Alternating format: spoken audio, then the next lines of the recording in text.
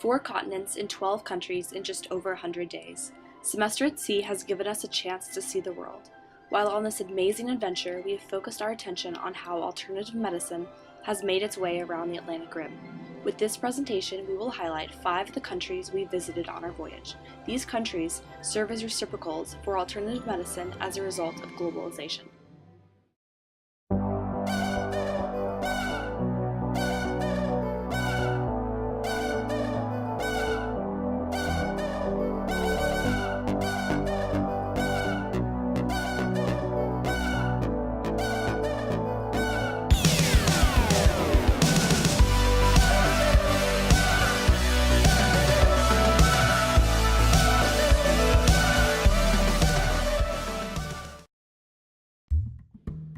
With the rising cost of healthcare around the world, more and more people have turned to holistic and alternative forms of medicine. Alternative medicine includes the use of plants, acupuncture, and reflexology to restore health to the body.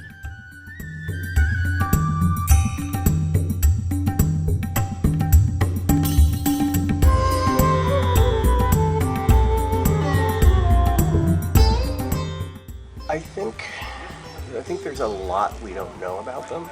There's a lot of herbs that have been used around the world for different things that have not been well studied.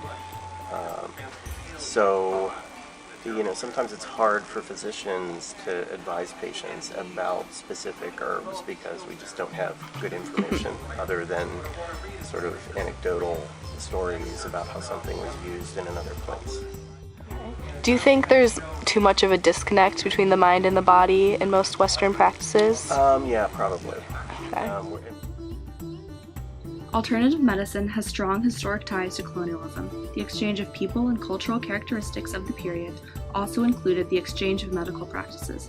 Many of the remedies currently practiced in North America and Europe originated in Asia, Africa, and in South America.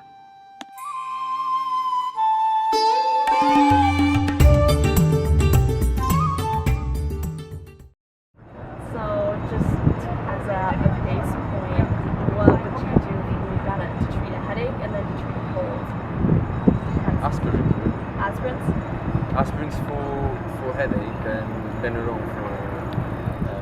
And do you ever use herbs or plants to treat? Well, lemon tea is really good if you got cold. Yeah, because it's got a lot of C vitamins. Okay, and is it common in Portugal to use? Yeah, it's a grand amount of C. Is there any other herbs or plants that you'll use against it? Or is tea common? It used to be more common in my grandparents' generation. The Portuguese Empire was a big player in the globalization and the transfer of medicine and medical practices around the Atlantic Ocean. At the peak of its power, the Portuguese Empire controlled land in Western Africa, Asia, and in South America. Missionaries sent to convert the native populations were introduced to new plants and herbs that the indigenous people used for medical treatment. The missionaries then brought these new and unfamiliar medical practices back into Portugal. The ideas continued to spread through Europe and its colonies. The slave trade served as a means to convey the practices through the triangular trade route.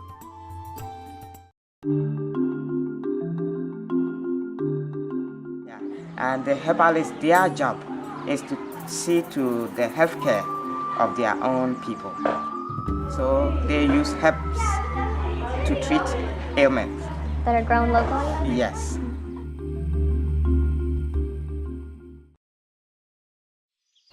Get the back of this tree. When you use the sap of this tree in the night, no mosquito will worry you. Mosquito repellent. The child would convulsion. Get a sap and rub it on the body of the child, and the child becomes well again. Seed of oranges, and the orange itself is used for malaria treatment. When somebody is bitten by a snake, instantly they use onions to scrub. Eat them or no, they use onions to scrub the place, and then chew some to reduce the poison.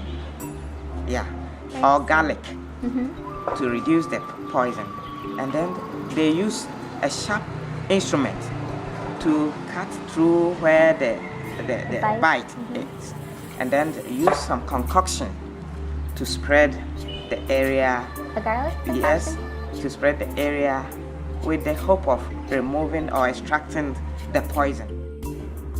During the exploration and conquest of the New World, natural stimulants including cocoa beans, coffee beans, and tobacco were brought to the attention of Europeans.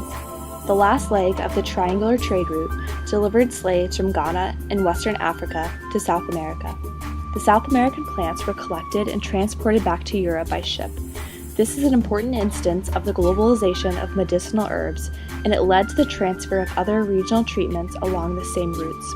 While coffee, cocoa, and tobacco are utilized more for their commercial rather than medicinal value, it is important to mention the trading route as well as the relationship that still exists between Africa and South America. Both the continents suffered from tropical diseases such as malaria, dengue fever, and yellow fever, and their herbal treatments were shared and transferred between the two continents.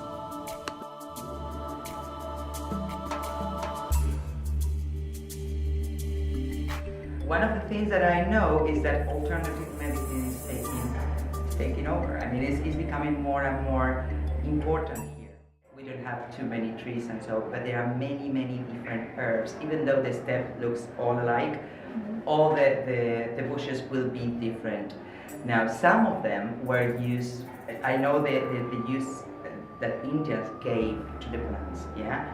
Like some of them were for headaches, for instance, or for headaches, for toothaches, analgesics plants. Some of them were for some other uses like lotions or for burns when you got burned. There is a bush called Paramela that is very strong. It's very oily, the leaves of the plant. And if you have a cold, you can make a tea from that leaves. Okay. And it's very good. For a cold, If you have a some flu. stomach problems. Yeah. Very good. Oh, I have. Actually, it's one of the plants used and makes the big spray brew. There is a succulent plant which is called Jume, J-U-M-E. That's a Spanish name, you will have to look for the other name. That they used as soap, for instance, yeah? They mix that with the ashes and they use it as soap, that to clean the hurts when they hurt each other.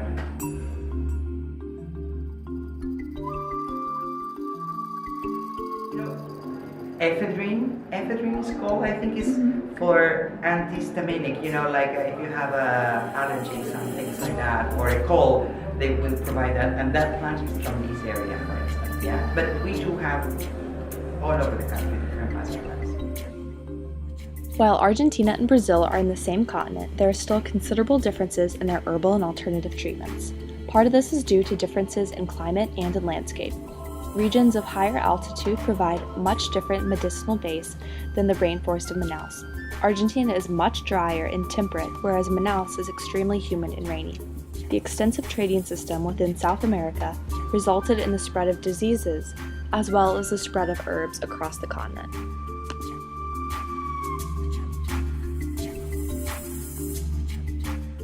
Amapa, of course, is known as a medicine to cure the tuberculosis, TB, asthma, bronchitis, dehydrating.